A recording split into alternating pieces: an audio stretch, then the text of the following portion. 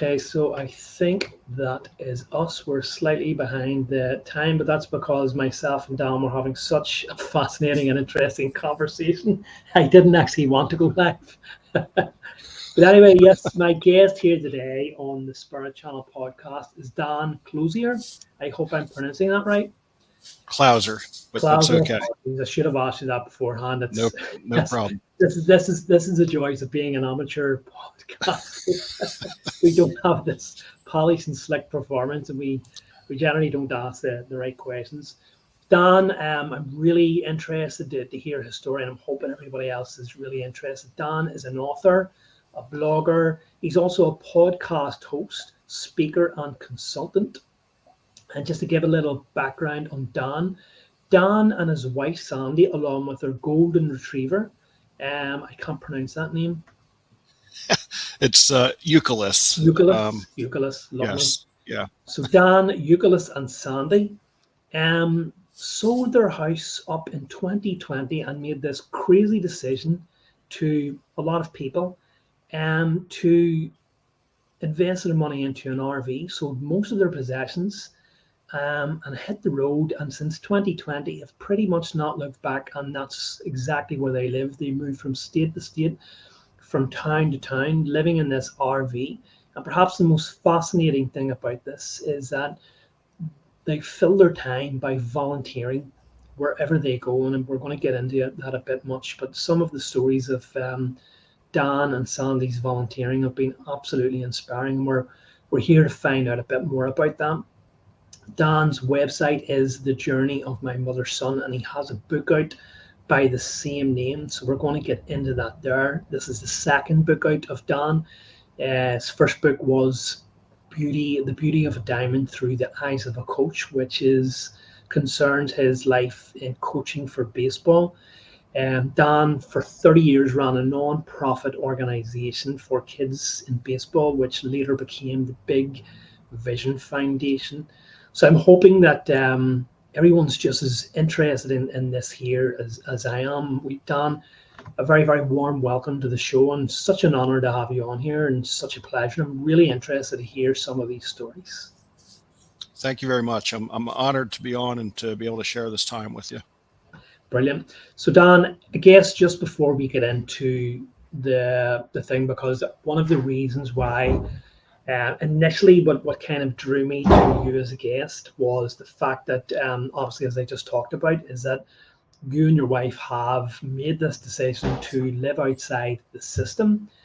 And what I mean by that there is the normal kind of 9 to 5 job, the normal 5 days a week, the normal living in a house, pulling up in your car, getting your meal at night, having a few hours conversing with your other half, or whatever the case may be, going to bed and getting up and repeating the same system again. So this washing machine cycle that most of us are kind of locked into, and you're kind of fulfilling a lot of people's dreams, and mine in particular, of living outside this kind of system and traveling the country and meeting interesting people, seeing interesting sights, and obviously doing this incredible worthwhile work of volunteering.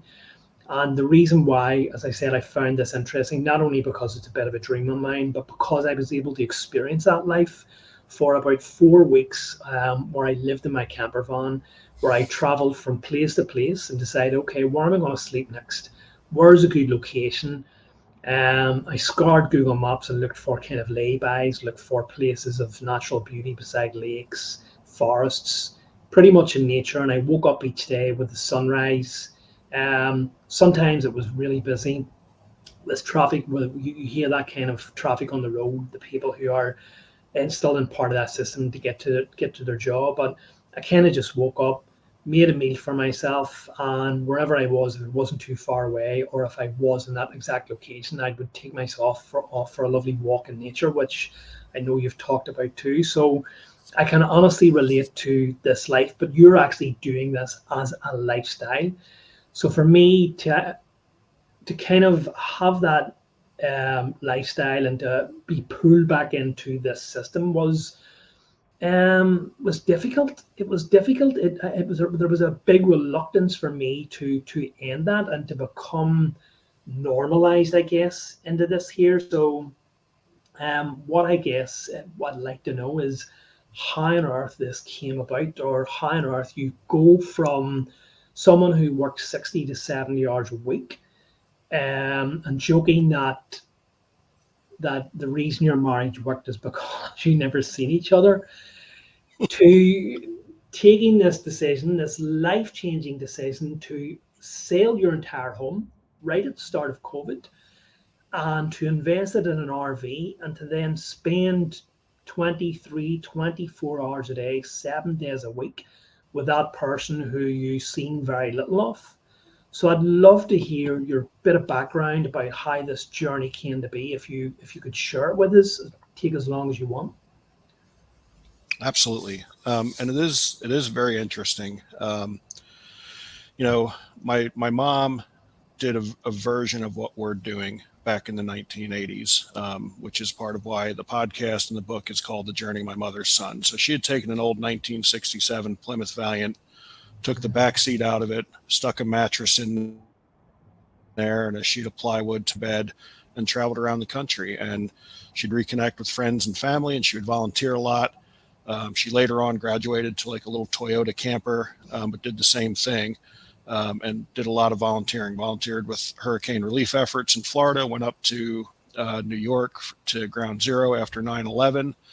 And I mean, she just had an incredible life and a life of service.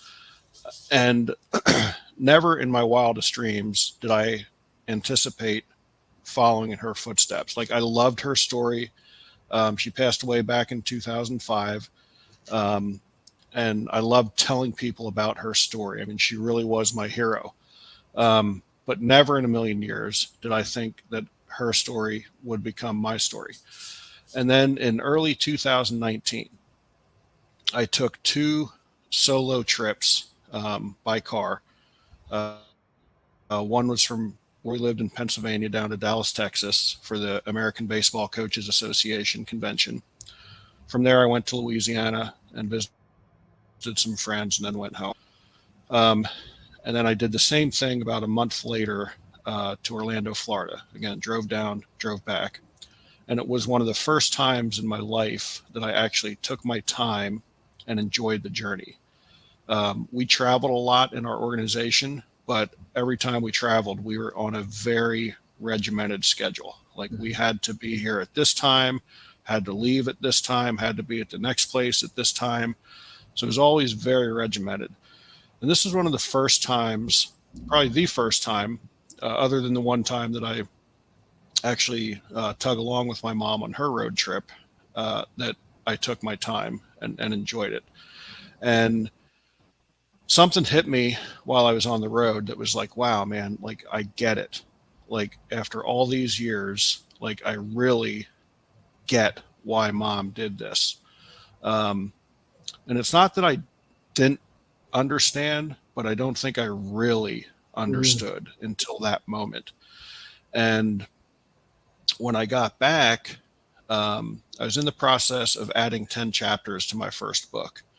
But with the amount of time I was putting in and working, it was very difficult to carve out time to sit down and write. And when I got back from both of those trips, I wrote like I hadn't written in years.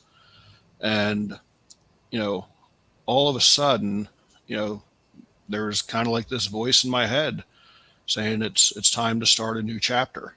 It's time to start a new chapter. And I did not embrace that. I did not embrace that. I loved what I was doing. Yeah, I was working a ton of hours, but I always justified it because I was helping kids. So yeah, I'm working 70 hours a week, maybe 80 hours a week, maybe longer in the summer.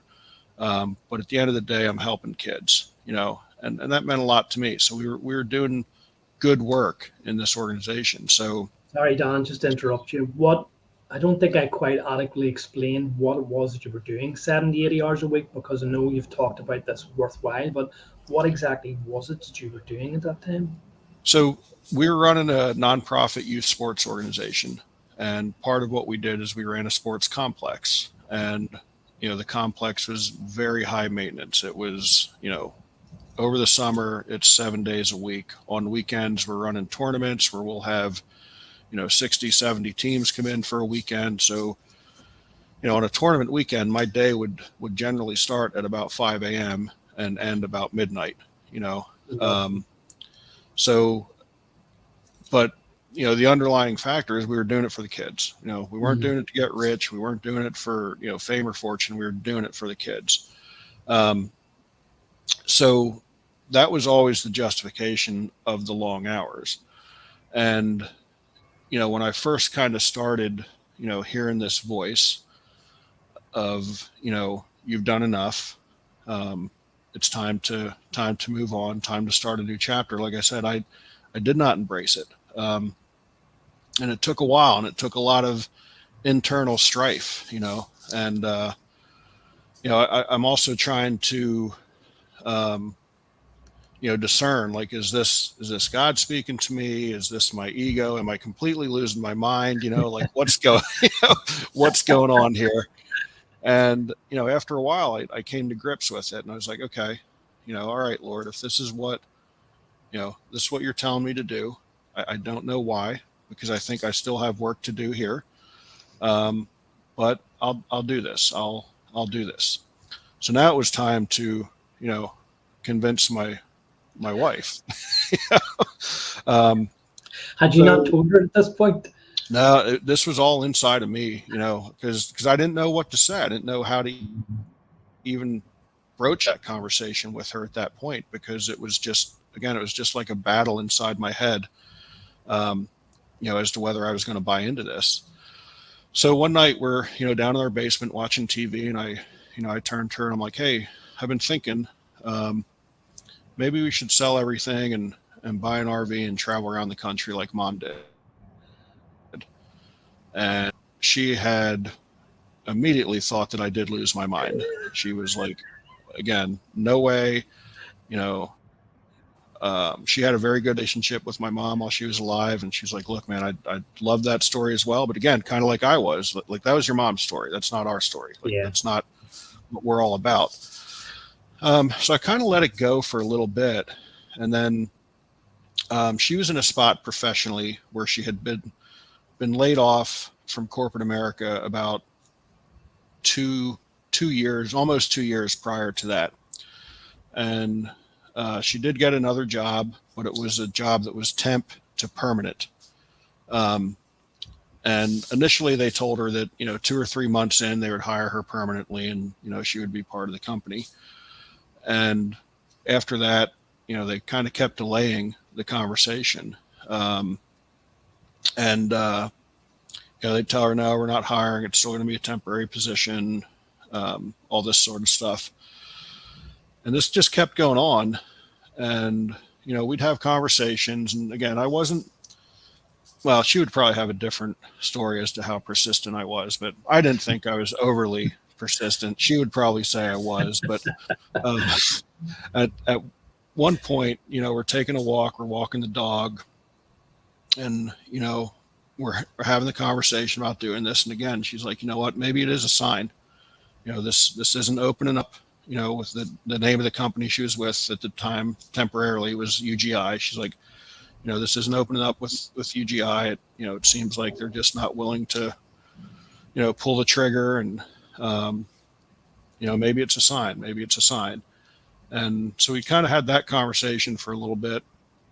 And, I guess the one day, that same conversation took place at her workplace, where it was, I'm ready to be part of the team, permanently. And they just him and hawed, and we're like, no, we're not, we're not hiring. And, she came home and she's like, okay, I'm in. And I was like, oh, okay, all right. This is, and there might have even been a part of me who was hoping maybe she wouldn't say yes, because Yeah. then I could say, like, hey, I tried. Yeah. Not my Yeah. fault. Blame her.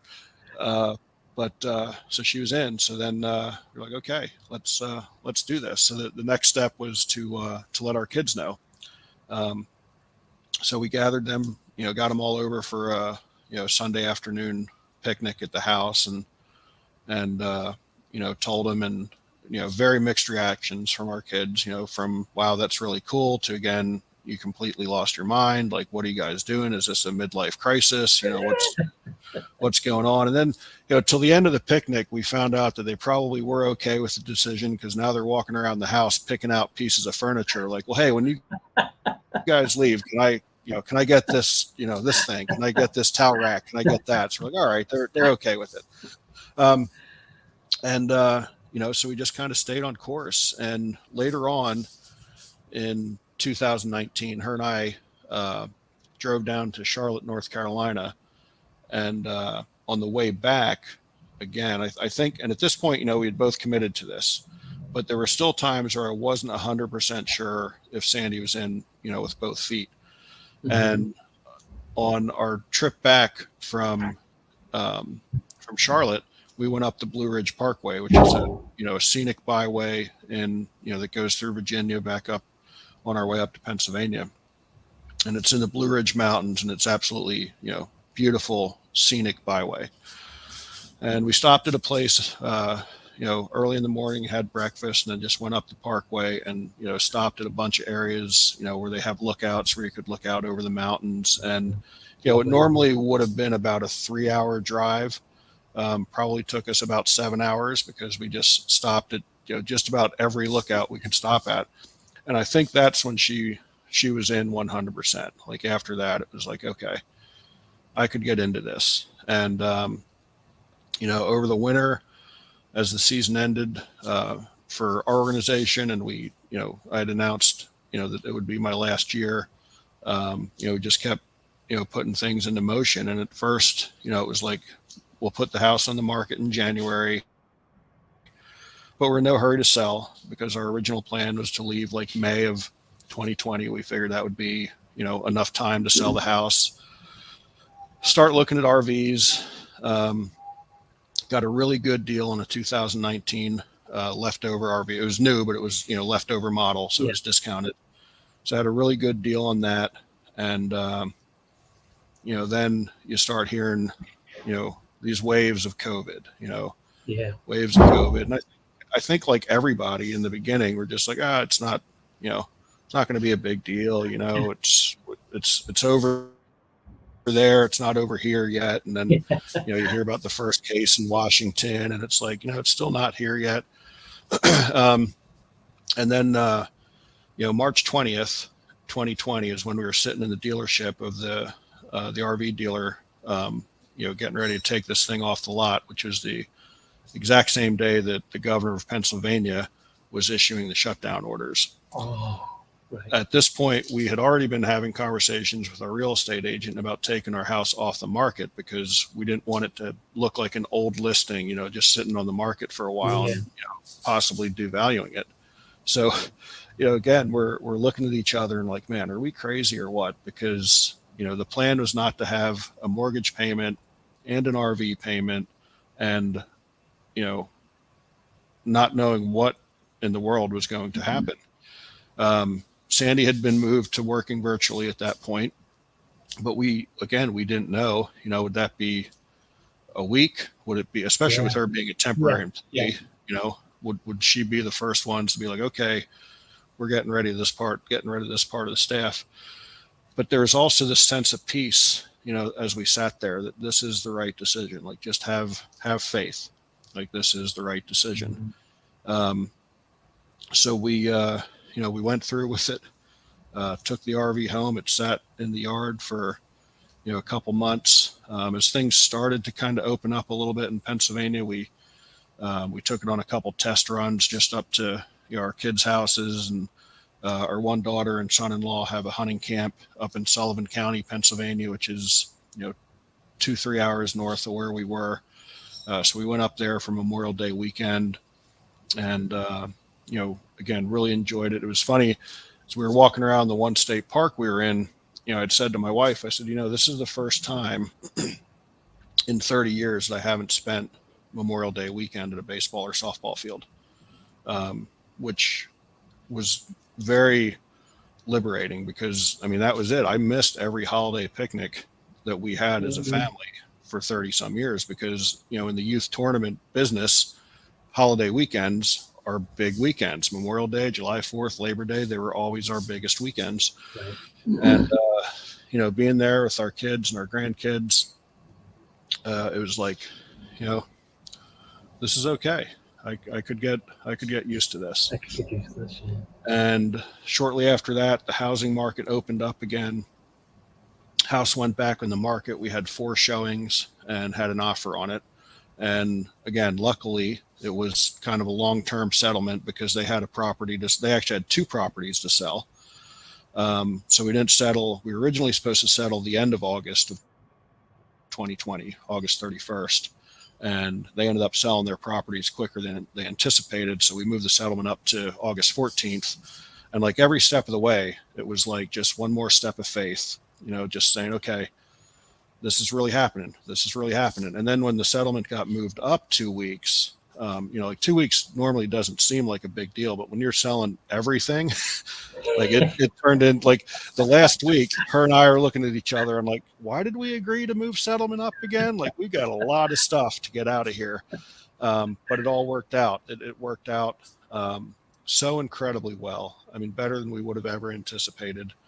And, we ended up settling on the house in mid-August and, branched off, and we stayed at our one daughter's house for about a week, and then went out. Our other daughter lives out in Harrisburg, Pennsylvania, which is another hour west of where we are. So then we went out there, again for another week or week and a half before we actually started off on this first journey.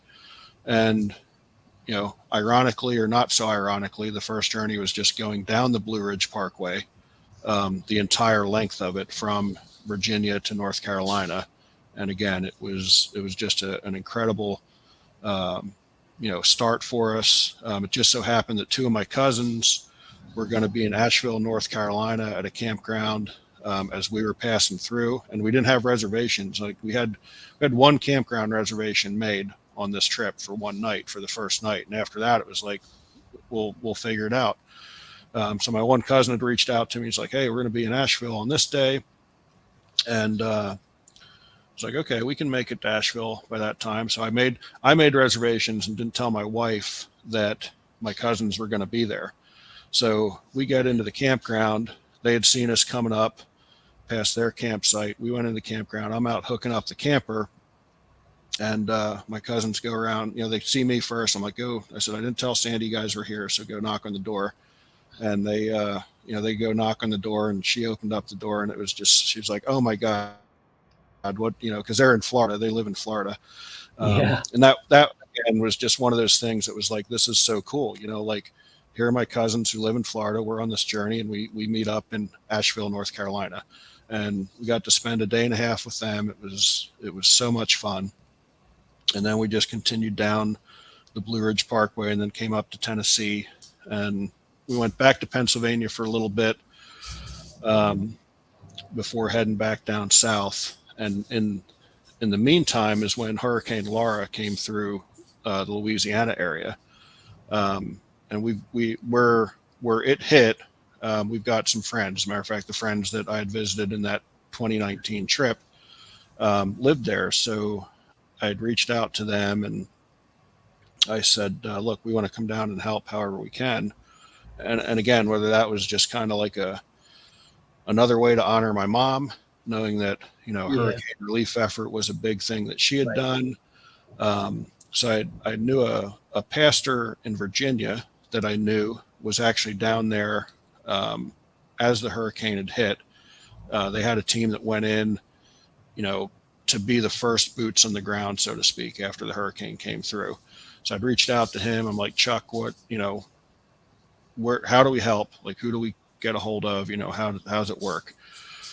And so we went down there, and he had hooked us up with a place called the Dream Center to stay, which was actually in Beaumont, Texas, not in Lake Charles or Sulphur, Louisiana. So we would be driving through Sulphur and staying at the Dream Center and driving back and forth to help each day.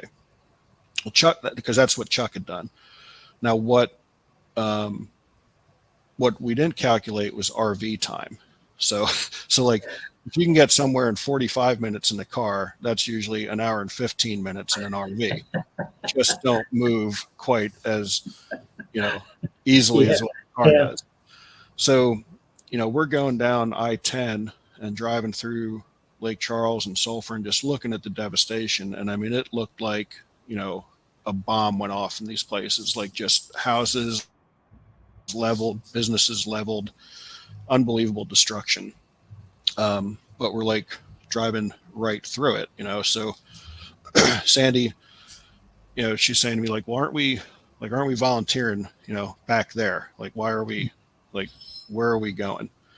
I'm like, look, Chuck hooked us up at this place, that's where we're going to be. And then we keep driving and we keep driving. So she's getting more and more irritated again, kind of thinking exactly what I'm thinking. Like, this is crazy to drive, Yeah. an hour and 15 minutes back and forth every day.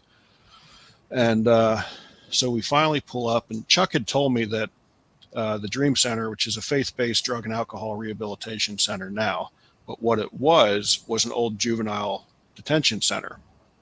Again, I didn't think anything of it. I'm like, no big deal. It is what it is. What he neglected to tell me that it was also part of what they call in Beaumont, Texas, Prison Row.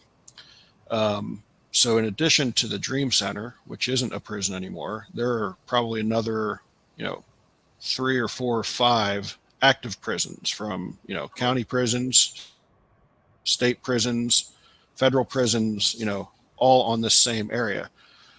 We're getting off the exit and there's a big sign that says, don't pick up hitchhikers because they're probably escapees. That wasn't the exact wording, but that was the message. So like she's reading this sign, she's looking at me, I'm reading the sign. I'm like, yeah, this is such a bad idea right now.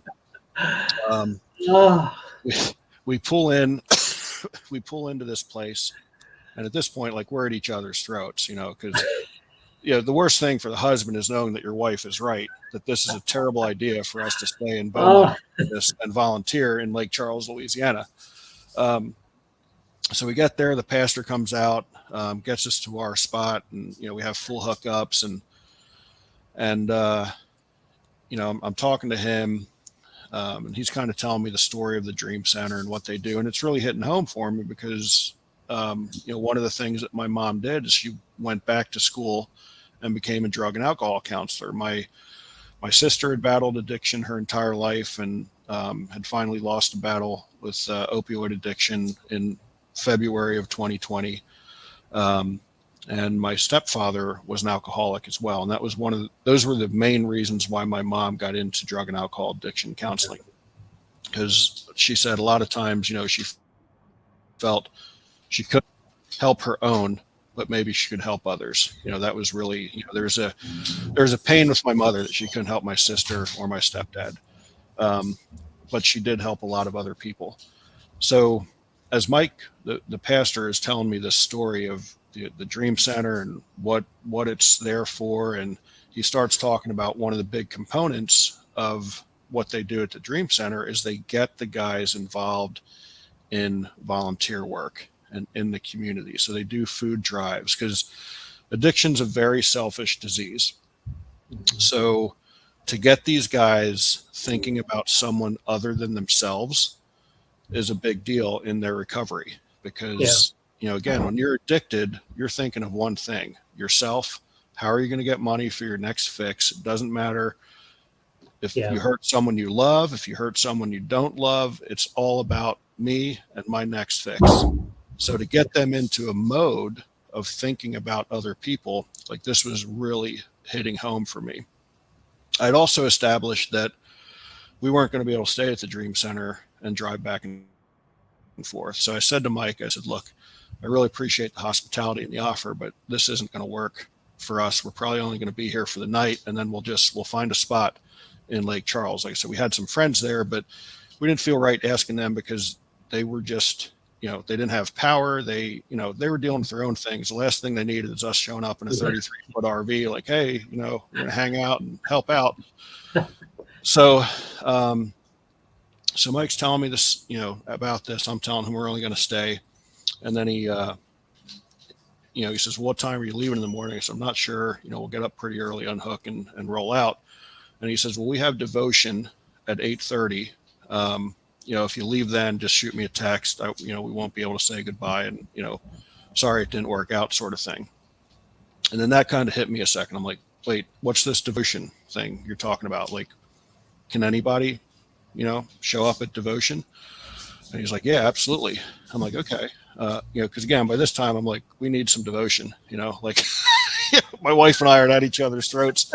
Like, we need especially something. after there's no escape to as well. So you have to look at that person for 24 hours. Yeah. So I'm like, all right, we'll come to devotion, and then we'll leave afterwards. So I go back in the RV, and she's sitting at our dinette, and I just looked at her. I said, they have devotion at 8:30 in the morning. We're going. Good night. And I went back and laid down, because I figured if the conversation was go any further than that, it probably wouldn't have been good. So we get up in the morning, we go to devotion, and the gentleman that was delivering the devotion, Ken, it was almost as though he was speaking right to Sandy and I, as the whole talk was about teamwork. And on this certain leg of the trip, we weren't working very well as a team. So the whole time, though, that we're sitting there and we're listening to the message, like, I'm thinking to myself, I'm like, man, I wonder if the reason we got here is because we need to spend a little bit more time here. So, like, I wonder what their needs are here. And soon as the service was over, Sandy looked at me and she says, I wonder if they need any help here before we go to Lake Charles. So I'm like, I'm thinking the exact same thing. So let's go ask Mike and Vilma if they need help here. So we went up to him and we're like, hey, we feel like we should be sticking around here for a couple of days before we go, back into Lake Charles. What do you need help with? And they were getting ready to put together a food drive. So they said, hey, if you go over to the warehouse, the guys are putting the boxes together for Saturday. That'll be a good spot to start. So that's what we did. We went over and helped them put it together. And the reception that we got from the guys in the program was just, incredible, because, them hearing our story of being willing to walk away and, all the struggles and everything that they'd gone through to, and now they're in this spot trying to get their life back together. To have somebody there that wasn't a member of their family or had no relationship to them, who was willing to just, give, 4 or 5 days of time, however we could, meant a lot to them. So we actually built some really good relationships with these guys. So we ended up being there about 4 or 5 days. We helped with the food drive on Saturday. We went to church with them on Sunday, and generally just hung out with them and just listened to their stories and talked to them. And again, I think that was very refreshing for them, because it was just a new voice. It was somebody that, these guys live with each other 24/7. They, you're with the same group of guys for months and months at a time. Just any type of fresh perspective is welcome. Yeah. And, we weren't doing anything earth shattering. We were simply being present for them. And to see the effect that made on them was pretty special. So we left there on a Monday morning, and we headed back into Lake Charles. Still not really knowing where we were going to stay, or where we were going to help. Our friends there had given us the contact of a church that was doing some relief efforts, but I'd reached out to them and hadn't heard anything yet.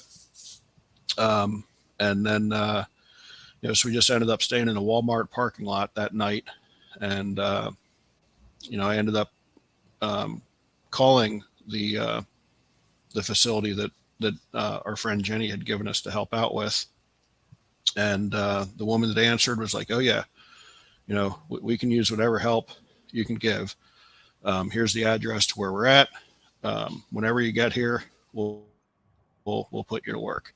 So that's what we did. We went over, and the place we were helping at was it was like a distribution center where they were gathering supplies, but then other churches or organizations would come to them to get them to take them to where they would give them to the end user, so to speak. So the only people we were interacting with were other organizations coming, for whatever, 50 boxes of diapers, 30 cases of water, whatever the case is. And we would load them up and they'd go on and give it to the people. And then, a couple days in, we ended up helping at another spot where they were giving stuff to the end user. And, just the people we met in that time were incredible because, again, everyone that we interacted with had lost almost everything. But here they are still helping others. And it was just so incredible for me to see that, look, I have no electric yet. My roof has a hole, big enough to drive a car through it. But here I am sorting diapers because somebody else needs help as well. And it gave me faith in the human spirit, that it's like, what? Yeah, there is a lot of bad stuff going on in the world, but boy, I'll tell you what, there's a lot of good people too. And we just got to find them. And then even, our friend there had invited us over to dinner that first night. And, we pull in and, she has this nice spread for us and they don't have electric. They're using a generator, but right away she's like, you guys are staying here. Just park out there. I'm sorry that you can't plug in. I'm like, Jenny, we've got a generator in the RV. Like it's like we are self-sufficient. If we have a spot to park, we are good. And again, it was just seeing the goodness of that human spirit. Here she is apologizing to us because she can't provide us with electric because she doesn't have electric other than the generator that they're using for their house. And I'm like, it's perfectly fine. Like we will get by. It'll be okay. So that's what we did. Then we drove back and forth from her house to the church where we're helping A. And it was just, it was an amazing experience. It was incredibly humbling. And it really kind of set us on this path of, when we started out, we knew we wanted to help. We knew we wanted to volunteer at different places. We just didn't know how we were going to do it. So after this, it just drove home the fact that, we're gonna, volunteerism is going to be part of this journey. And then a couple months later, we came across an organization called A Year to Volunteer, which is an RV-centric volunteer group where they will organize a project at a state park or a nonprofit organization or something like that. And, usually bring in about 10 RVs. So about 30 to 32 people are helping with any given project. And the projects usually last, again, about two weeks. And it can be anywhere from, rebuilding fences to just painting stuff to whatever odd job that they didn't have staff to do, whether it's landscaping or anything like that. So the first project we ever helped them with was a raptor sanctuary in Antigo, Wisconsin. And the minute we met the woman that runs that organization, Marge Gibson, we immediately had an incredible connection with her. And I think part of it was I was a founder of a nonprofit organization that had a very, skeleton crew and skeleton budget. And she was the founder of a nonprofit organization that had a very skeleton crew and a skeleton budget. So we immediately connected. Plus, the first day I met her, she gave me cheese curds. So that she won my heart over right there with cheese curds right out of the gate. But then there was all this other really incredible stuff about her. So, we immediately just connected and connected with the other volunteers, that this was just an incredibly special group of people who would give 2 weeks of their lives to just come in, people that we didn't know. Granted, we got to know them and we were able to build those relationships. But going in, we didn't know, how great of a person Marge Gibson was. We had no idea. We didn't know how great her staff would be. We were just going in there to help. And since that time, we've helped on parts of about 5 projects with A Year to Volunteer. We had an opportunity to go back to Lake Charles, Louisiana, and help with a state park down there that hadn't been open since the hurricane. So, I mean, this park had been closed for almost 2 years, just because, again, they didn't have the manpower, they didn't have the funding to get this thing back up and running. And again, we're there, and there are several different community organizations and church groups that came in and fed the group while we were there, which generally isn't part of, it's usually we come in like we're self-sufficient, and that's it. And that community embraced us so much, and was so welcoming, because a lot of times, again, this is going on a year and a half after the hurricanes. It's out of the news cycle. Most people in the country think that, well, that happened to Lake Charles, a year and a half ago. They're good. It's far, far from that. So, the fact that we were there, just this community embraced us, and every time they did a meal with us, like just seeing the gratitude and the appreciation in their eyes and voices. I mean, there was always like an introduction and kind of a thank you prior to the meal, and every time it ended in tears, tears of gratitude. So again, to see that, how appreciative these people were, for us to come in there and give a couple weeks of our time. It just, it's just so fulfilling. And again, I mean, anytime that I'm really feeling, down or kind of like questioning my purpose, why am I here? It's strange that I've found what ends up lifting me up the most is to go help someone else. Like if I'm in a deep depression or something, to get out of it is to help someone else. And so I'll never understand it, but I sorry to interrupt you. I no. know your story is so fascinating. It's so heartwarming and so it's so uplifting. And there's 101 questions I could ask you, but just before I let you go on, I just wanted to say, there is something about that, that when you are in the not quite the depths of depression, but in a kind of low spot, and you're questioning everything that you're doing. Even with that, we were talking about this beforehand, with the media and stuff that we're doing, and sometimes you begin to wonder, what's the point of all this? Why am I even doing this? Something seems to happen. Someone is put in your path. An opportunity arises for you to be of service, to you to be of help. And when you go there and do whatever you think, or you do what you can do, and you may think at the time it really wasn't a big deal, but to see the impact that has had, to have someone appreciate that, to someone thank you from the bottom of your heart, it just lifts you, doesn't it? Just lifts you complete out of that and gives you a new lease of life. And it's strange, it happens every time where you're questioning this, where you're beginning to doubt yourself, is that the opportunity arises for you to be of service, or someone or something is put into your path.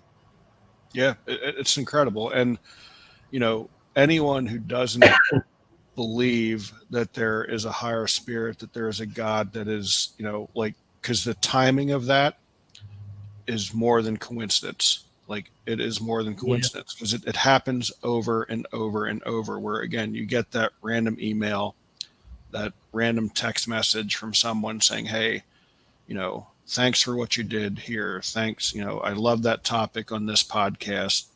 What you wrote in that blog really spoke to me. Yeah. And again, they come at the absolute perfect minute, like literally to the minute, so it's incredible. It's incredible. And it definitely speaks to the fact that there is something so much bigger than us that's helping make this world spin. Yeah. And it's exactly that type of voice that you heard, because I've heard it myself on a number of occasions, and I know that when you ignore it, it's generally not for the best. That I think that I know better. Why? No, that doesn't make sense to me. Why would I do something like that? Why would I want to do that? No, that doesn't make sense, because I'm thinking on a physical level. I can't see the 10 moves down the road, that they can see, whatever you want to call them. Whenever I ignore that, it's generally to my detriment. Yeah. Okay, well, you were right, grudgingly. Yeah. You were originally. So I do believe that you've been called to this path to be of service, even greater. And it's strange because there's times where we go to ourselves, how can I be of more? Have I not given enough? Have I not changed enough? Have I not developed enough? And you find that there's even greater levels of awareness, of understanding yourself. Because when you do something like you're doing, it's not only about helping others, but you begin to understand yourself in deeper and deeper ways that you didn't understand before. You begin to realize and uncover facets of yourself that you didn't even know existed before. So it's this symbiotic relationship of you help other people, you help yourself. But there's definitely areas there where you say you spent 30 years in that non-profit giving 70, 80 hours more of a week and go to yourself, there's nothing more that I can give. Only to find yourself to find yourself at greater heights, a greater purpose. So definitely, I definitely do believe that you've been guided along this path, and that voice that you heard which became more substantial was definitely calling to you this. Absolutely. Yeah, and I think one of the other things that's been so incredible in this journey is, there have been a lot of times, the youth sports, unfortunately in the U.S. here, it is now an industry. It can be very unforgiving. Most of the time, emails that you're getting from parents are generally not flattering. They're generally complaining about something you did. But again, you know that what you're doing for the kids is, again, Yeah. bigger than that. And there's almost a point, because there were many times over that 30 years where, just like we're saying, I questioned, why am I doing this? And again, just like you said, haven't I done enough? Like, I mean, and then again, you get that email from a parent or player who says something. And that's one of the things that in this journey has been so rewarding, is that Sandy and I have been able to reconnect with many of my players, many of my old players that are scattered across the country. Um, and we've been able to sit down and, spend time with them and, have, breakfast or lunch or dinner or just hang out with them. And it's almost as if, with all of those kids, and again, they're now in their 30s and some of them are pushing 40, I'm always going to call them kids. But it's almost as though, God is saying, like, look, this is the work, like, this is the fruit of those 30 years. Yeah, This is what fruit, you fruit of did. your labor. Yep. And now it's time, you're still planting seeds. You're planting different seeds now, and they will bloom just like these seeds bloomed for the past 30 years. And it's been so incredible. I mean, I thought I was going to be late for this call, because I had a phone call from one of my players right before we got on, where he had just received a promotion. He's in, not a promotion, he changed jobs. He's now an assistant general manager with the Houston Astros. And somehow, like, this happened back in December and I had missed it. And I just happened to come across, so I'd reached out to him yesterday, and I was like, man, I'm so sorry I didn't call you and congratulate you earlier. Like, give me a call. And he had called me and was like, look, don't worry about any of that. Like, it's not that big a deal. Like, you got a lot of people you got to keep up with. There've been a lot more players than just me that came through. But I'm like, and again, that just, it turned into just such a wonderful conversation to see, how well he's doing. And, it just adds another stop down the road that, now we definitely got to get back to Houston and spend some time with him and his fiance. And so it's incredible. That's been so wonderful to be able to see that. And again, as you connect the dots going backwards, because again, you can't look in the future and say, okay, God, I see how you're going to do this here, and here. But looking back, you can. And again, that's kind of where the begrudgingly, like, oh, okay, I see how this was connected to this, was connected to Yeah, this. you're right. Yeah. It's like, can't you just show me that in advance? Like, Yeah. can't you give me No, I know. the full roadmap? Why do you have to show me one step at a time? It's like you're going up that staircase and you only see the next step, you know, Yeah, you're on or the way. getting the next scene to a play or a movie. Well, here's Yeah. your line, but where does this character go? Right, right. Where does it go? But that's just not the way life works. It's just No, not the way he works. So you got to have that no. faith that, okay, I'll Well, take this that's step. yeah, What's the next? You know, you'll tell me the next step. Let me yeah. know. It's amazing that you've had that faith because I wonder, and as we were just talking about there, a lot of times we get that guidance, and to like I was saying there, we ignore it first of all because we don't understand it, and I just wonder how many people have had that guidance but have not have not what's the right words I'm looking for, have not respected that guidance, not um taking it seriously like you did. And where are their lives now?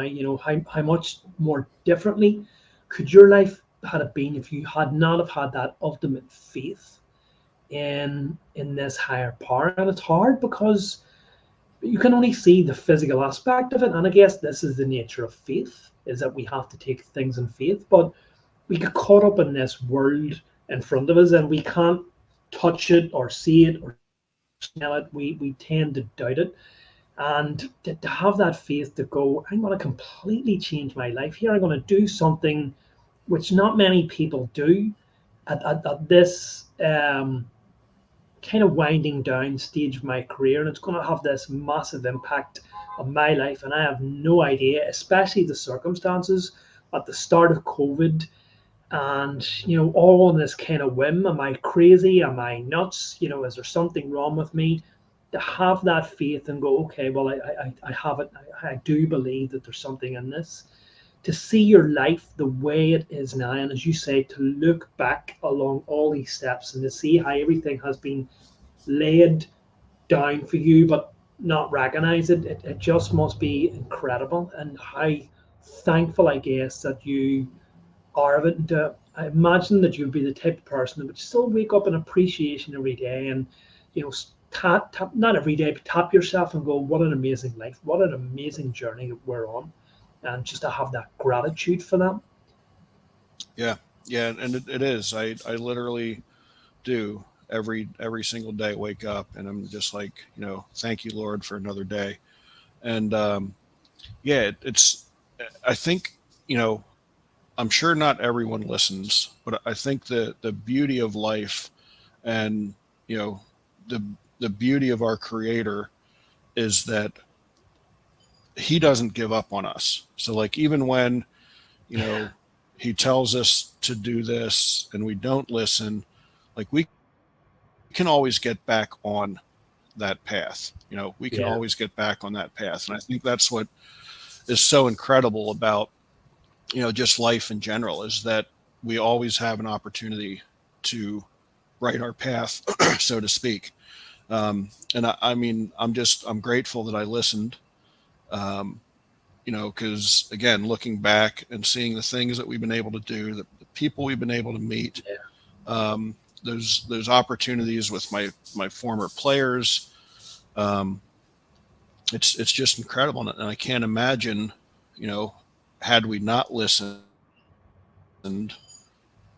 what it would have been like, and even now, um, we're back in Pennsylvania right now. We got here just before Mother's Day in early May, and my wife's sister, my sister-in-law, was battling cancer, and um, we knew that this would probably be our last summer with her. We had no idea that it was going to go as quickly as what it did. We ended up, you know, being with her the last 19 days of her life. But by the same token, like even that was about as perfect as it could be, given everything else. Again, we got here, we talked to her quite a bit. She always kind of, brushed off how bad things were. Then when we got here, having the lifestyle that we have, we were able to shift. Like right now, our normal plan was to be out in Colorado right now. Immediately after we got here, we realized that we couldn't do that. We had to stay here. Our nephew was going to be moving back in September, but there was no way we could leave, Cheryl by herself, just seeing how she was digressing on a daily basis. So we immediately were able to shift and say, okay, we're going to be here until Labor Day weekend. And, as it turned out then, when she did pass away, we again were able to just stay on course and understand that we were needed here, and we're still needed here. Because now it's just a matter of us, helping our niece and nephew, stay here at the house until he can move back. So someone's here, someone's, checking on things, watering plants. My wife's doing most of the watering plants, I got to tell you. Bringing in the mail, just little stuff to kind of put our niece and nephew at ease until, he gets back here and is able Whereas to that move in. probably would not have happened unless you were in the position that you are now. And Right. it's just amazing to see how these synchronicities and these things, if we had not have been taking this lifestyle, this course in life, things would have been much different for Sandy's sister as well, and you would not have been able to commit to doing what you're doing. Incredible. Yeah. Because we only lived, 40 minutes from here, but if I was still, working for the organization, if Sandy was still working, we wouldn't have had that time to be with her literally 24/7. So again, as you look and kind of, piece it together, it makes sense. And, it's almost as though, we were all in the hospital room when she had passed, meaning myself and Sandy, and then, our niece and nephew, Cheryl's son and daughter, and then Cheryl's grandson was there, as well as our one son. And again, knowing how much pain she was in at the end, it was almost as much of a, I don't know if relief is the right word, but knowing that she was no longer in that pain, and knowing it was, Cheryl had a way of always thinking about everyone else. And like, we were all literally just getting ready to leave the hospital room. Her daughter had made the determination that she was going to stay in the room for the night. And it was almost as though Cheryl was like, we had to wait for her grandson to get there because her daughter lives in Staten Island. So she had a friend bring her son, midway to the hospital, and met him there and then brought him back. So, it's so weird the way it happened, but yet so perfect, because it was like she was waiting for Julian, her grandson, to get there. She didn't want to inconvenience Rebecca to have to stay there for the night. So as the rest of us were ready to leave, she was like, you know what, this is the time to go home. And as tough as it was still, again, as perfect as it could be in that moment, which again, anyone who struggles with understanding if there's a God or a higher being or, something else out there, those are the moments when it becomes so evident that we're not in this alone, So, and again, if we weren't in this lifestyle, we wouldn't have been there. We wouldn't have been able to be here and spend that time. Because I know,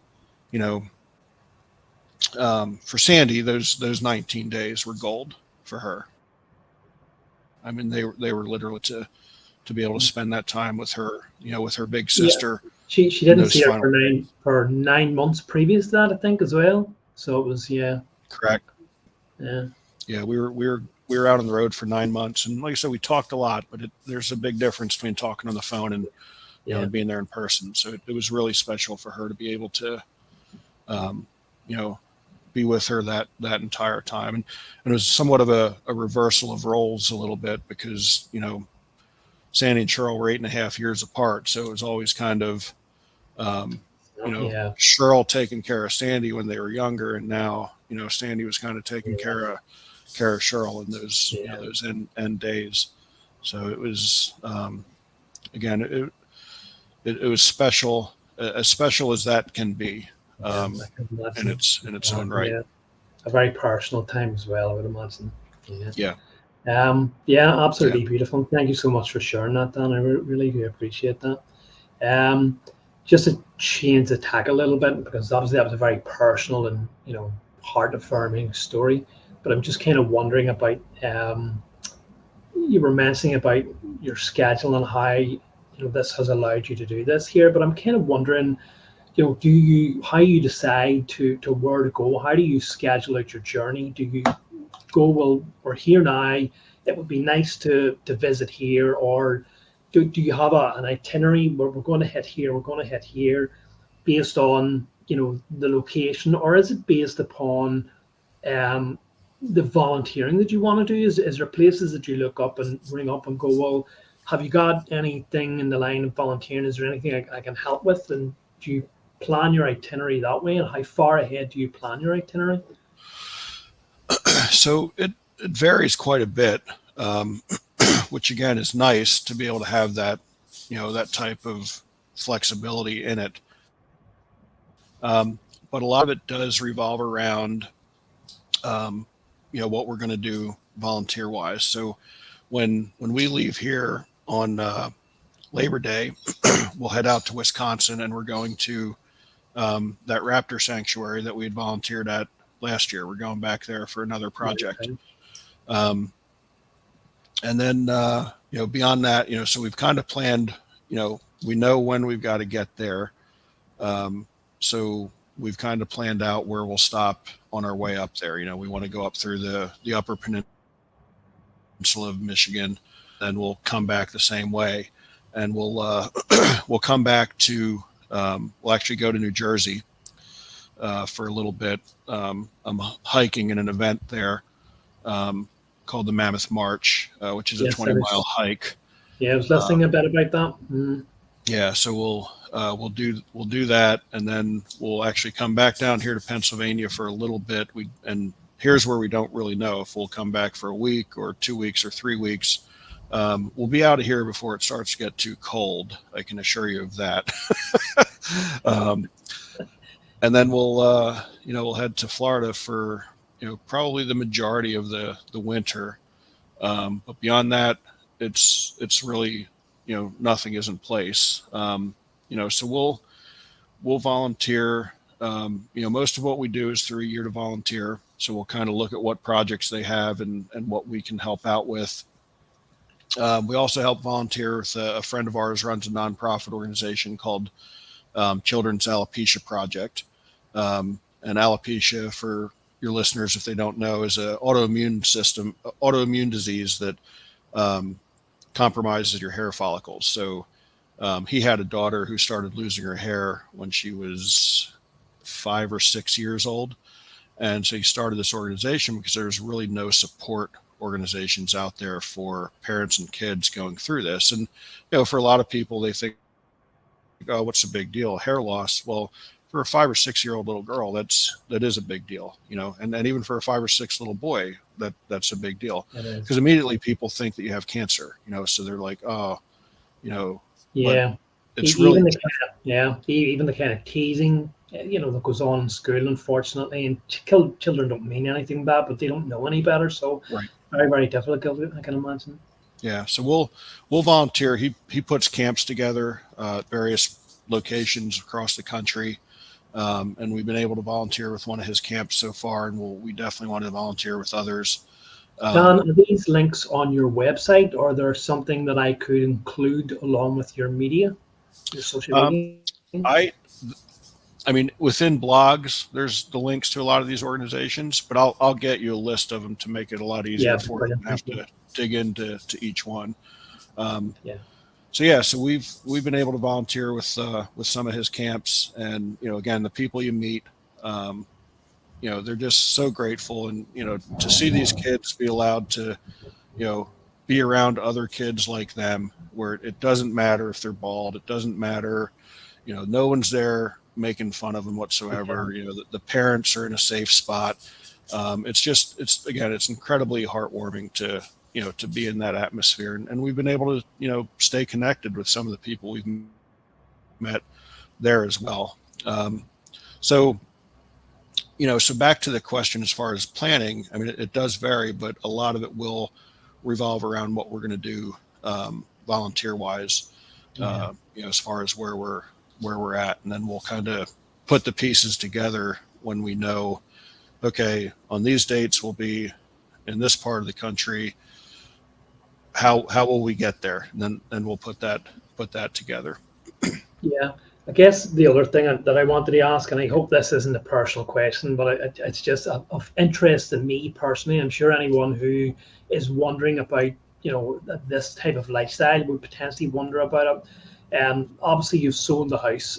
Assuming a large part of the profit has went into buying the RV, so you would have had some sort of money. But I guess, because those things aren't cheap to run, those RVs, and for the amount of miles that you do back and forth and food and stuff like that. I'm just wondering, you know, if you can perhaps speak to that a bit. How would someone go about, or how do you support your sales? Especially with volunteering and stuff like that.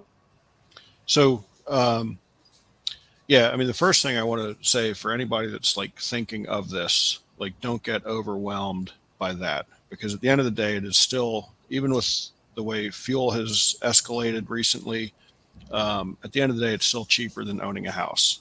Okay. um, so, for us, Sandy was able to retire. So we do have some income from that. But then outside of that, it really comes down for me is, my book sales, what I do with speaking engagements, which will be another, part of how we plan our Right. route, is how that comes into play. And, what I'm able to do with consulting, which again is all, still being built up, because again, as COVID, I had a lot of consulting in the youth sports industry lined up as we were getting ready Hmm. to do this. And when COVID hit, everything stopped. So, it was again a leap of faith to kind of continue to do this, because everything that we thought was going to be there to generate revenue literally disappeared, literally disappeared overnight. Still building up the consulting side of that, but also, again, it's a constant test of, patience and faith to really understand that, look, it's going to come together. It would have been great, so to speak, had it all stayed on course the way it was lined up, because it would have, kind of hit the ground running. But for people who don't necessarily have that sort of stuff lined up, I mean, there is so much remote work available today that, it is very easy to live this lifestyle. I did a podcast probably a little over a year ago, maybe not quite a year ago, with a young couple fresh out of college that has, almost the exact same RV as us. And that was one of the things which kind of made me connect with Yeah. them, on social media initially.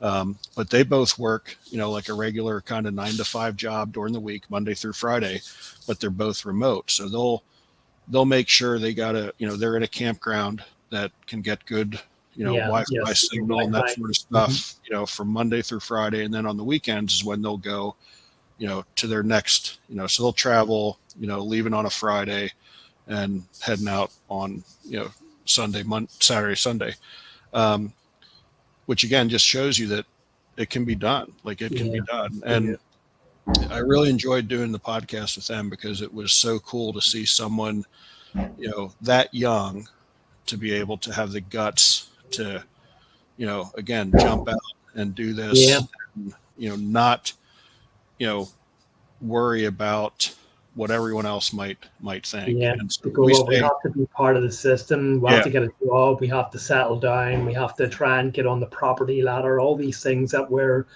told we have to do. Otherwise, we're never going to accomplish anything, or we can't. There is no other way, I guess. right. Like that has been drummed into us since potentially birth. Yeah. Maybe And a bit different for you because I know that the way your mom supported herself, but she would have got odd jobs and stuff. yeah, yeah. And that's another opportunity out there for people that are traveling full time is what they call work camping.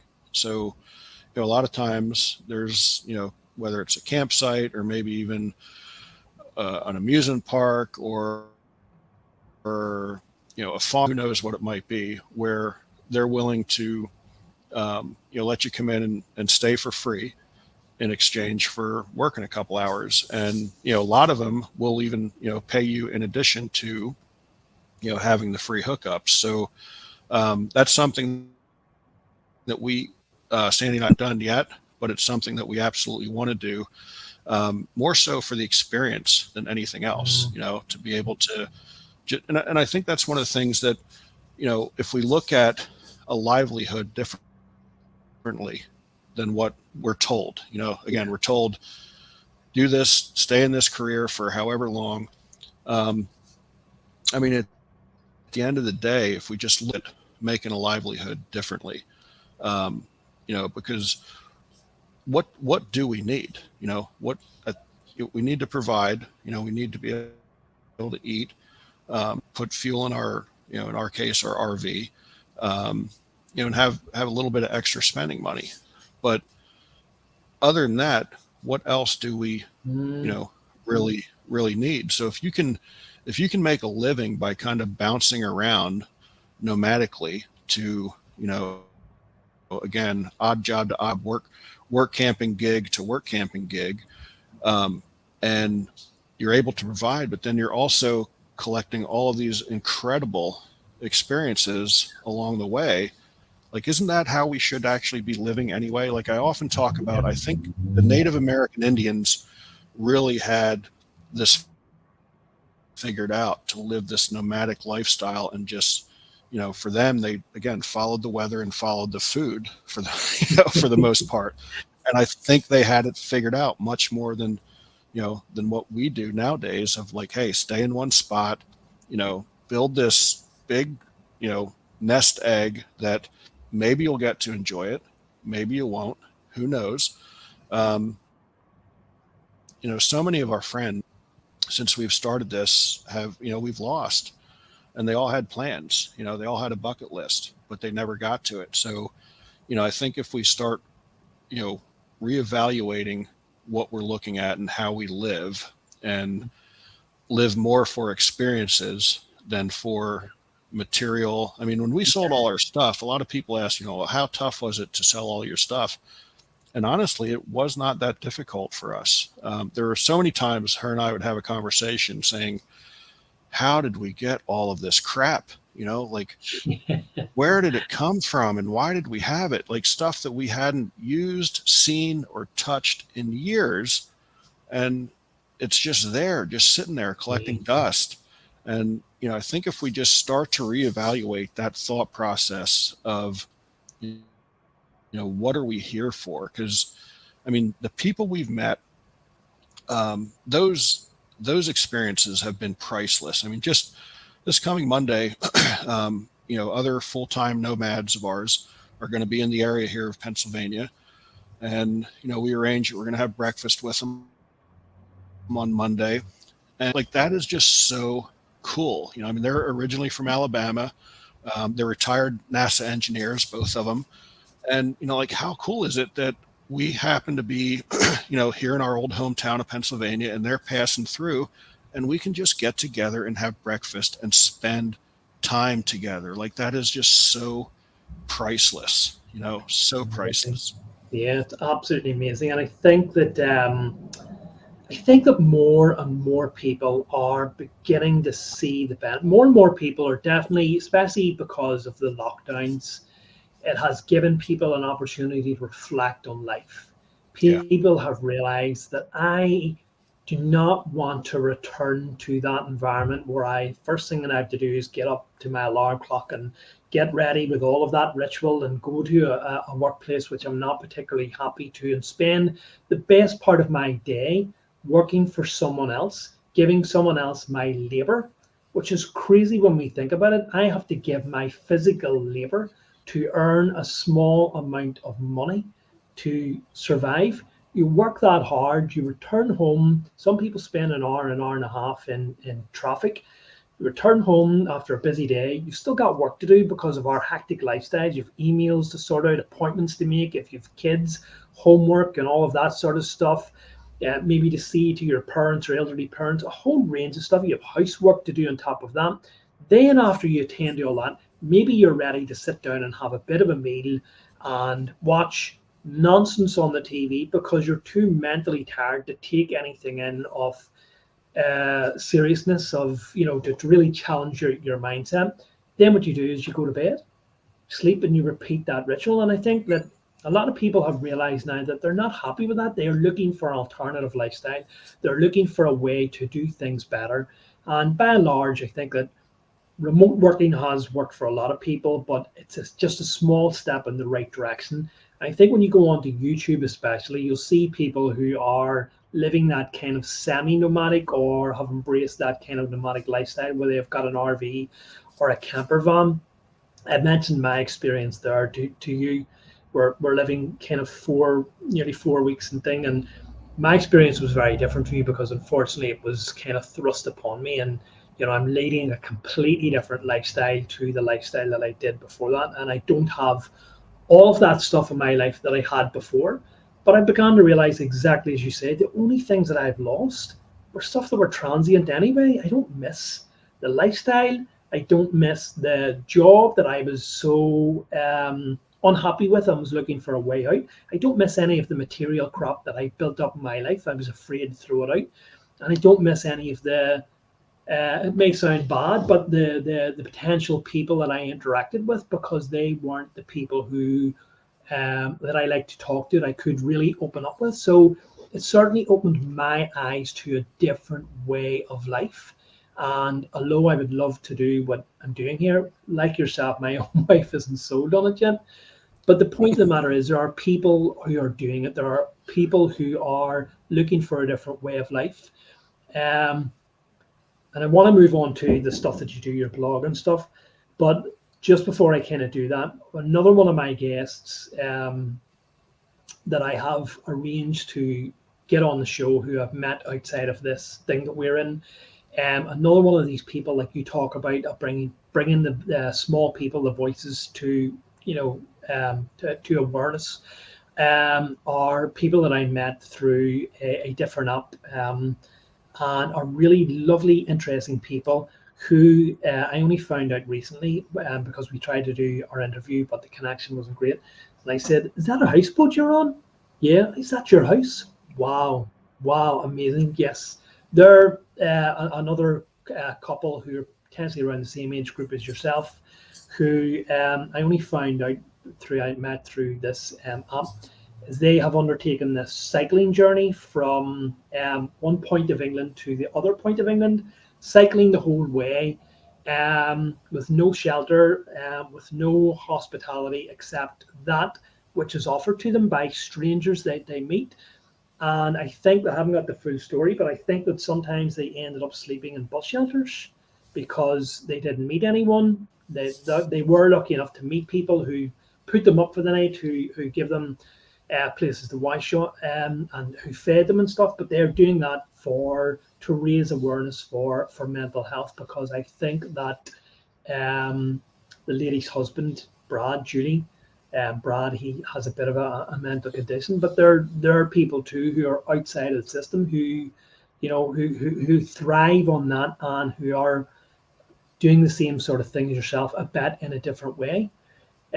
So there definitely are more and more people who are looking to change their lifestyle, who are looking to do what you can do. And it's such an inspiration to hear from you and talk to you, to listen to the people that you've encountered and you're giving a voice to. And you're doing that through your own media, because you're also a blogger and you're also a podcast host. And I would like to ask how and where your idea to run a blog came about, and then I'm assuming afterwards your podcast came about. So, writing, like I've always been a writer from a very young age. I just enjoyed writing. It was therapeutic for me. I'm, surprisingly, it, people don't believe this at first because I can sit down and have, a very intimate conversation with you that the world is then going to listen to. But I'm very introverted by nature. So, right. And I think a lot of that is comes back to what you just said is like I have to know and feel that connection with someone before I open up. So like when we're in a social networking gathering or stuff, like I'm the guy in the corner of the room because most of those people I'm not going to connect with. Yeah. But then when I get in a room with someone that I connect with, and I actually did a blog about this called I think it was titled "My Kind of Weird." Um, like when you feel that connection, like man, we can just talk. Yeah. We can talk for a long time at that point. Um, so writing for me was always a way to communicate where I didn't have to necessarily have that conversation.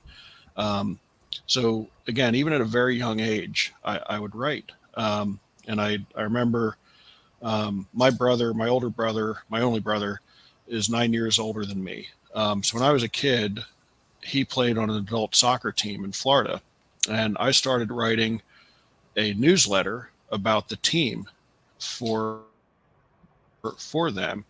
And so I was, probably 11, 12 years old at the time.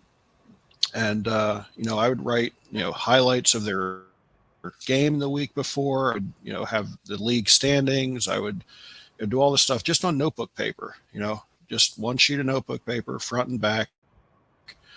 And, all the players and their wives and girlfriends would read this little Melbourne United post is what we called it.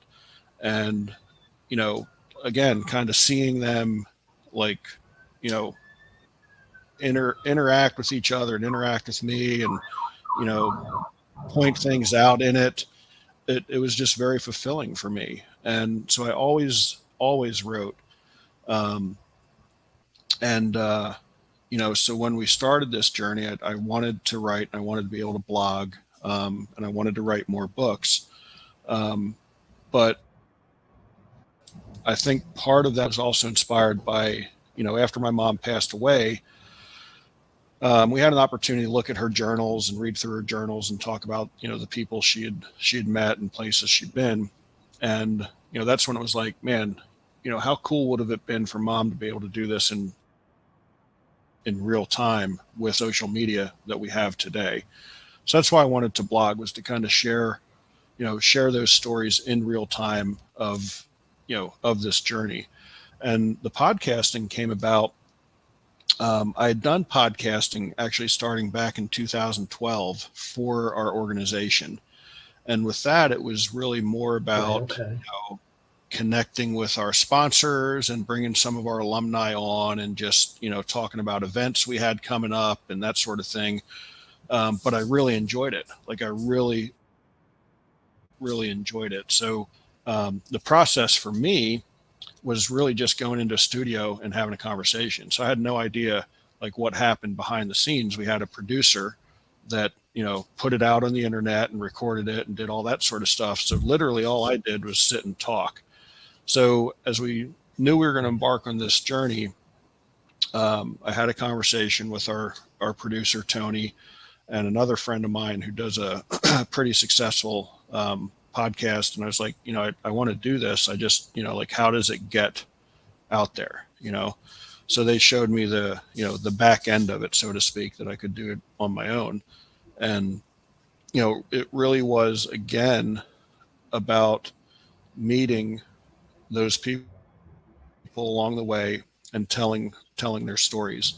And that's why the subtitle of the podcast is Many Little People in Many Little Places. So it's the journey of my mother's son, Many Little People in Many Little Places, which comes from the opening lyrics of a Michael Franti song, which go, when many little people in many little places do many little things and the whole world changes. Um, and that those lyrics just really resonated with me from, literally the first time I ever heard that song, because it's so true. Like there's so many of us, so many of these, little people out there doing these little things that might seem insignificant, but yet are so incredibly powerful. And I wanted to give, those many little people a voice and a platform to tell those stories, because I think we all have a story, and I think they can all be incredibly inspirational. So, I always ask all my guests, the same final question at the end, from the, drawn from those lyrics is, what's one of the little things you do to make the world a better place? And like the vast variety of answers I've gotten has been so cool. Like for my 101st episode, I did kind of a mix of some of the answers that I'd gotten to that question, and it was really cool. But probably the most common answer that I've gotten is smile.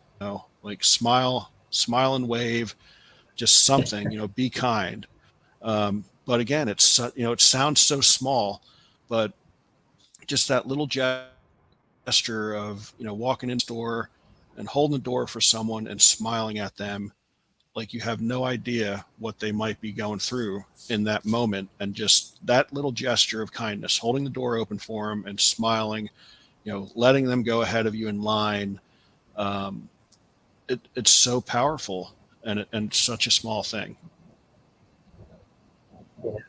Yeah, it's absolutely amazing. And I think that's the problem with a lot of this stuff, because I talk about, well, obviously for me, I talk about spirituality and stuff like that. And I think that I always try and simplify it by turning around and saying, like, this thing that we're doing in life is not complicated. It's the simplest things in life. It's about, if you want to grow into a spiritual person, you got to do the work on yourself. That's all it is. Change yourself. Yeah. Think positively, smile. It's the simplest things in life that are the most impactful. We overlook them because we say to ourselves, it couldn't be that easy. It couldn't be that easy. And so we as people complicate it. We look for massive ways in which we can be of service. We look for great deeds to accomplish in the world. But yet all we need to do is smile. All we need to do is be respectful. All we need to do is, as you say, let someone go online, hold the door open for them, press the button so they can go across the street. Ask someone, are they okay? Just those smallest, tiniest things can be so, so impactful. And I really love that on your blog that you have these really insightful comments. I was reading one of them, which was about the finding a growth community, and I just found this to be so inspiring. Let me just read it back to you. It says, as human beings, we never stop growing.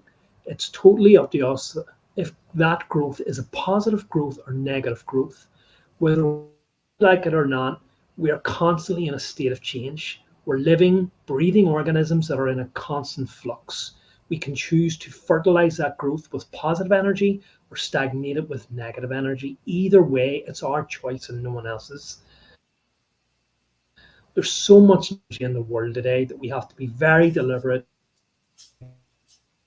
who and what we surround ourselves with. The journey for Sandy and I is about so much more about traveling around in the RV and seeing new things and meeting new people. Sure, that's all part of it, but it's so much deeper than that. It's about freedom, it's about liberation, it's about a spiritual awakening. It's also about leaving a toxic atmosphere. All of those things and more are what led us to embarking on this journey. And we made a deliberate choice to leave a toxic atmosphere and surround ourselves with like minded, positive energy people who feed our souls and help them to grow and nurture. And that was so inspirational to hear that. And it is so, so utterly true.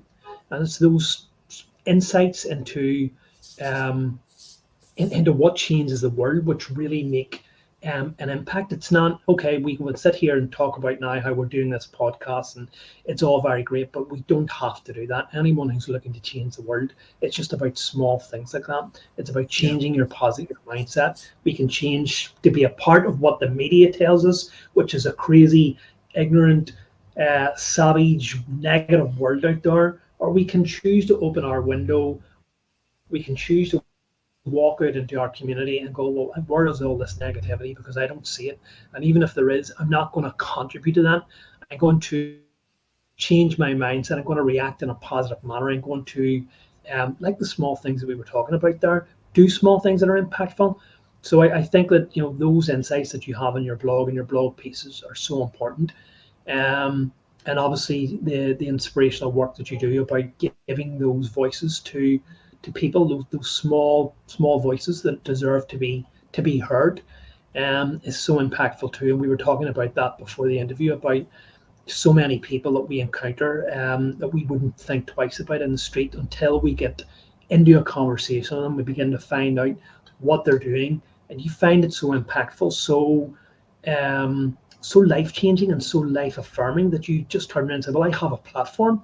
Let me, try to give you a voice to let other people know."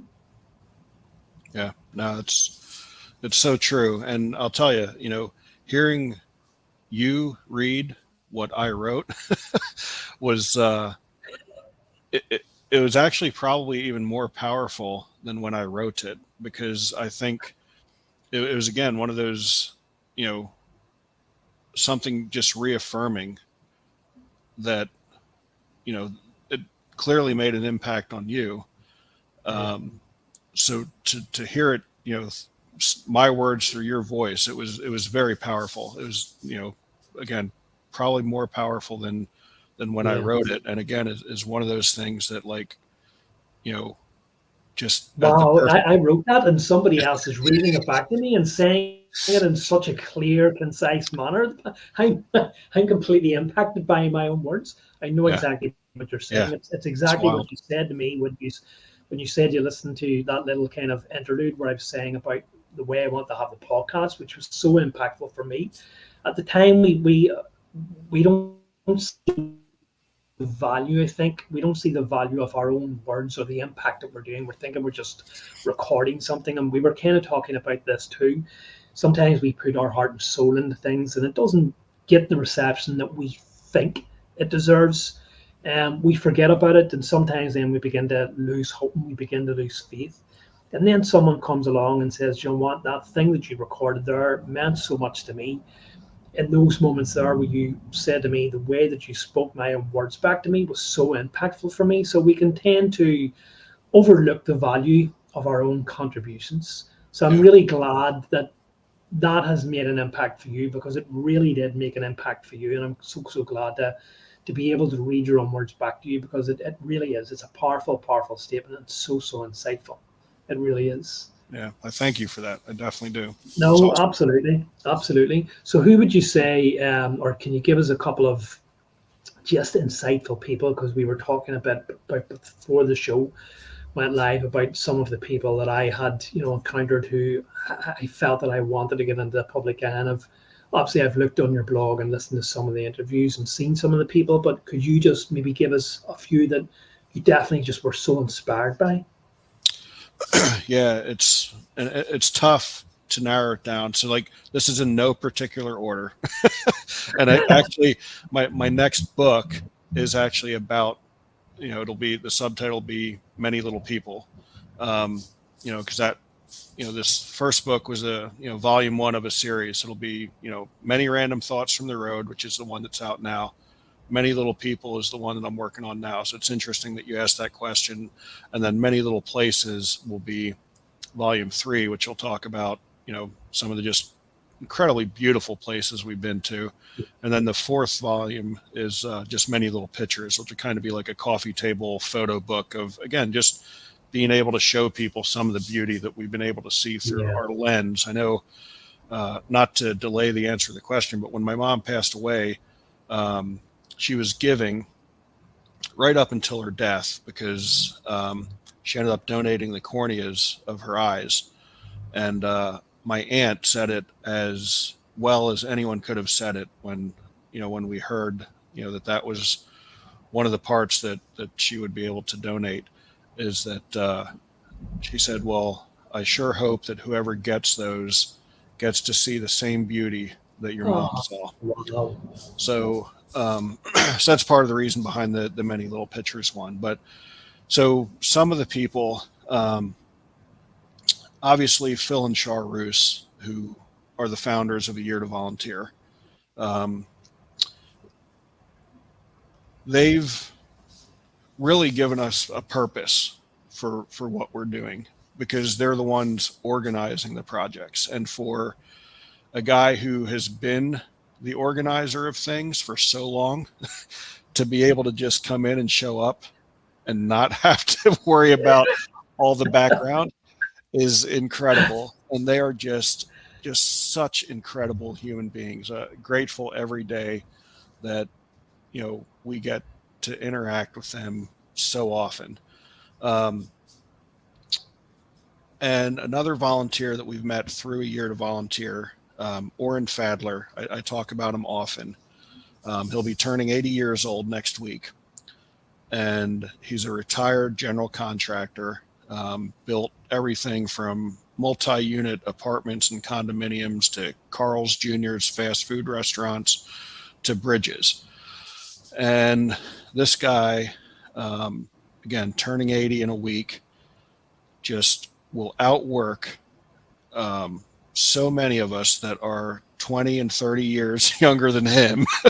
um, and just, but it's not even so much about how hard he works, but he loves being able to share his knowledge with other people.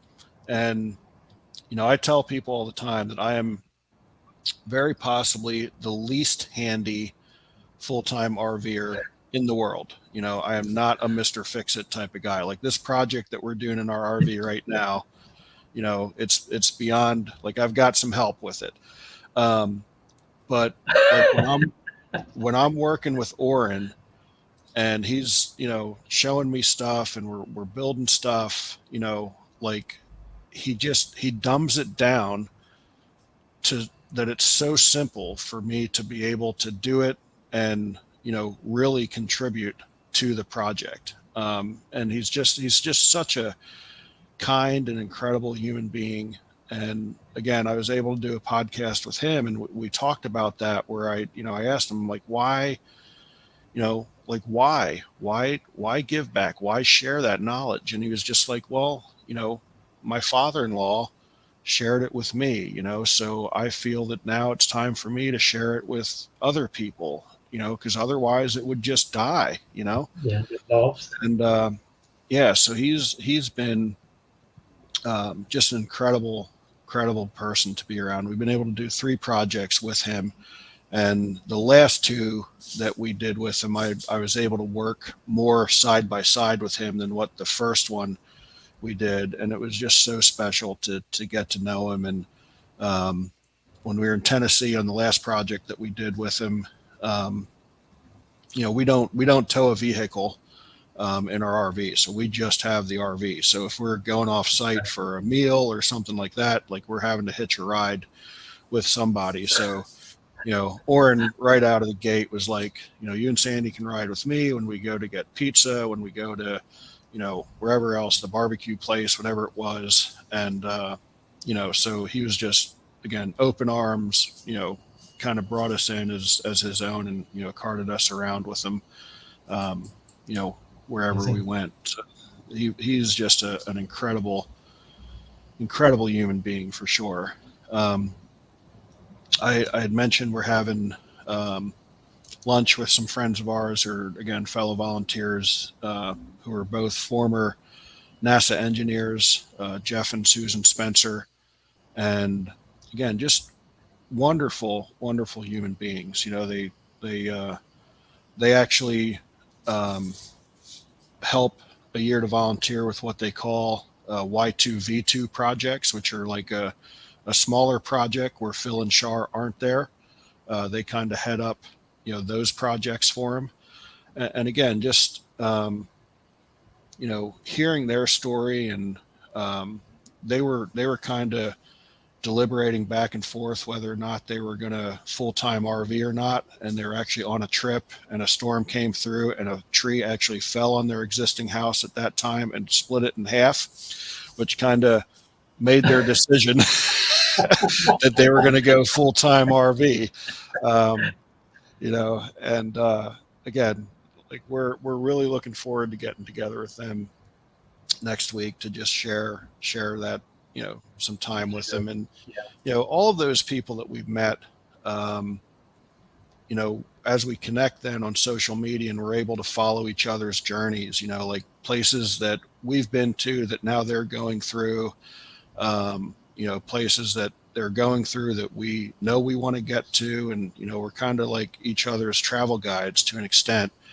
And then the last uh,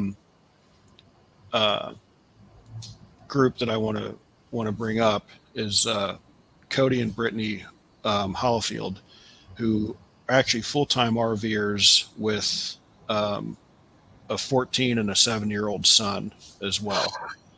And just so incredible for them to, kind of have the foresight to teach their kids, again, that they don't have to be part of this hamster wheel. Yeah.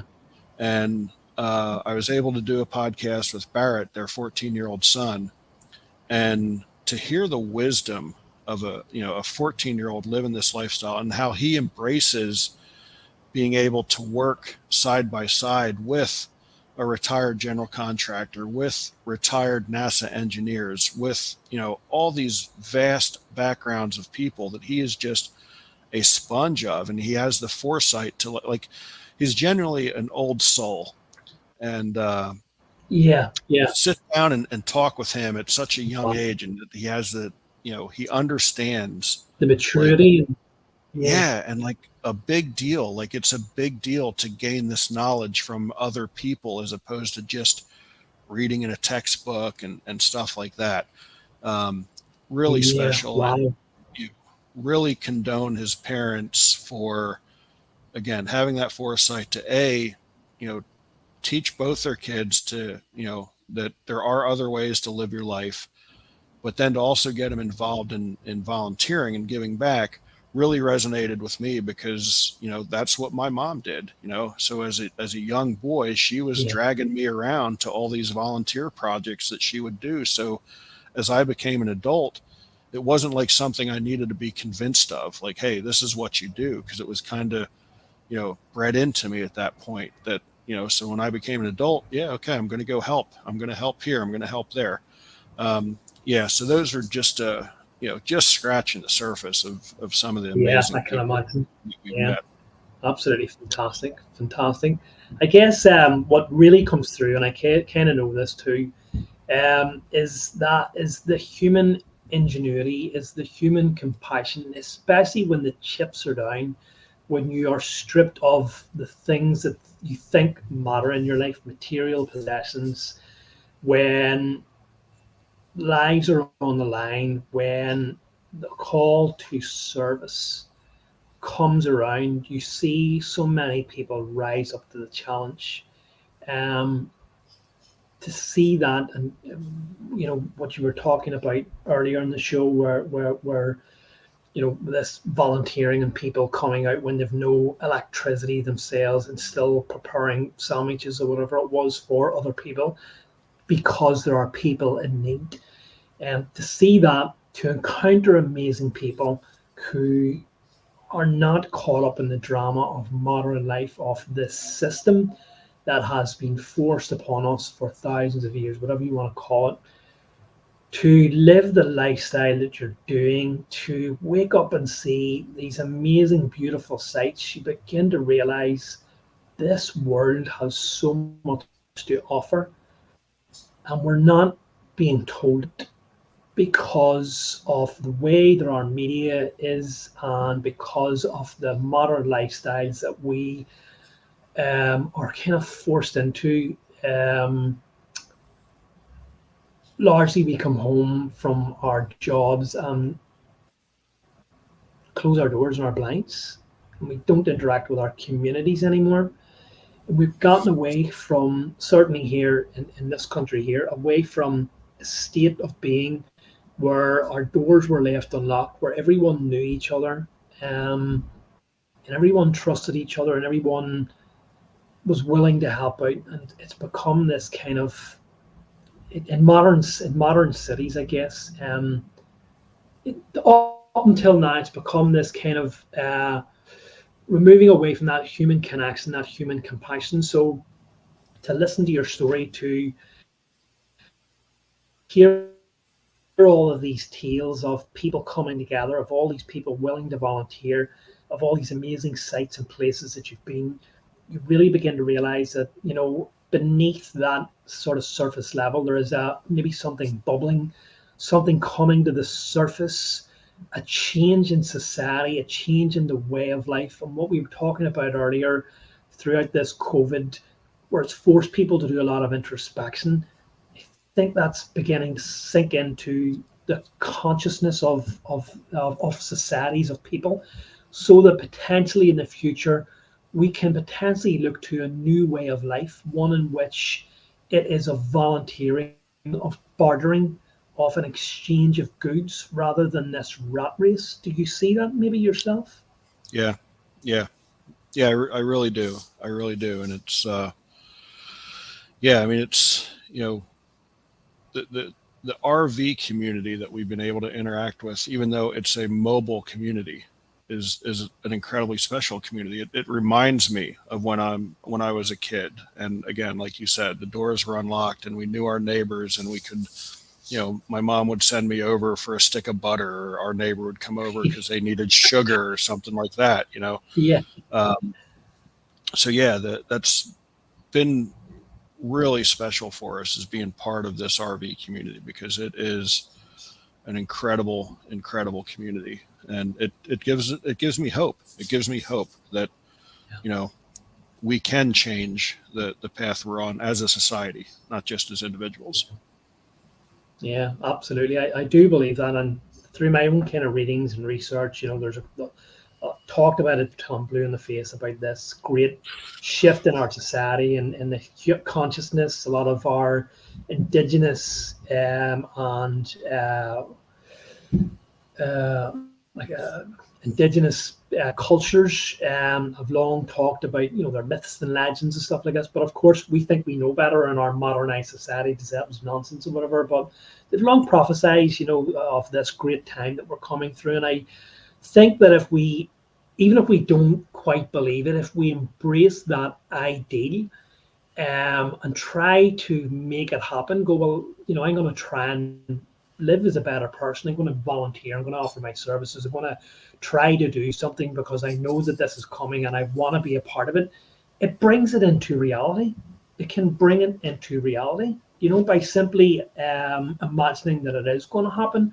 I think that if we embrace that way of life that we think is going to come because we want to be a part of it, it can actually bring it into reality. So I am very hopeful. I am very hopeful that things will change for us at some point down the line. And it's interesting you're saying about planting seeds, because sometimes I often refer to myself as I'm just here to plant seeds, and I may not be around to see them come to fruition, but someone else will reap the benefit of my work or whatever. So I think it is very important to do that. Dan, I want to just ask where people can find you, where people can go and read these fascinating and deeply insightful blog pieces, where people can read and listen to these great people who are not in the public consciousness, what you have brought into the public consciousness through this, where people can follow your journeys, where people can read your book and get your book. Yeah, so it's journeymymotherson.com or just danclouser.com. Both domains go to the same site. I just figured sometimes it's easier to remember danclouser.com than journeymymotherson.com. And that really will take you everywhere else you need to be, whether it's, reading the blogs, going to the podcast links. It will take you everywhere you need to go. If, people are looking for speaking engagements or, consulting or anything like that, it's all there. Books are there. Everything is there. So that's really the only spot that you need to go, and you can find everything about our journey. Yeah, absolutely amazing. Thank you so much for sharing that. And Dan, this interview has run 1 hour, 50 minutes almost. And it's simply because there is so much about your journey, so much about the work that you do. And one of the things that I didn't mention is that when you are volunteering in whatever regard that is, because I've done that myself, when you can have a positive impact on someone else's life, when that person leaves your company because of what you've done for them, big or small, in a changed manner, in a changed way, when they are utterly thankful for what you have done, money cannot buy that. Money cannot buy that. That hits your heart and it hits your soul. We have transformed that person's life. It is so impactful. And I guess this is why I wanted to really spend this amount of time with you to really get into your journey, what makes you tick. And I think this should be an inspiration to anyone to go from the position that you were in to even just being in a job in an environment in which you were already creating a positive impact to be in a position where you're helping even more people is so utterly inspiring, and it should be an inspiration for anyone who has always dreamed about doing something like this. How do I escape the rat race? I would love to cruise on my boat. I would love to travel the country. It can be done for the reasons that you have explained. Not only in today's society, but even the way that your mom used to do it in the 70s and 80s. It was able to be done then. It's able to be done now. And I just need to convince my own wife to get into the lifestyle. Dan, thank you so much. I'm really glad and so utterly thankful that I took the opportunity to accept you on as a guest. You've been so impactful to me. You've been such an inspiration to me, and I truly hope that whoever views this and whoever listens to it really dedicates the time to listen to you and your wonderful, impactful story that you and your wife and golden retriever are currently doing. Because I know that your golden retriever also contributes to your podcast, Four Wheels and Four Paws. Yeah. Yes, he does. Yes, he does. So, as a matter of fact, he must have heard you talking about him because he just walked over to me. So he heard through the headphones. So, Dan, thank you so much. I'm not going to ask you to leave an inspirational message because everything that you have talked about today has been of an inspirational nature. I'm not too sure how much else I can wring out of you, to be honest.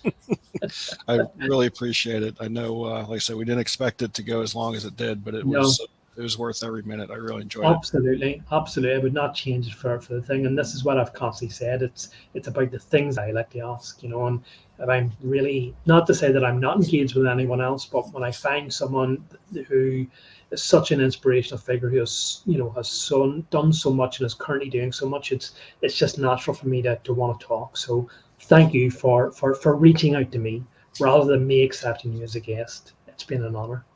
Thank you. It's an honor for me as well.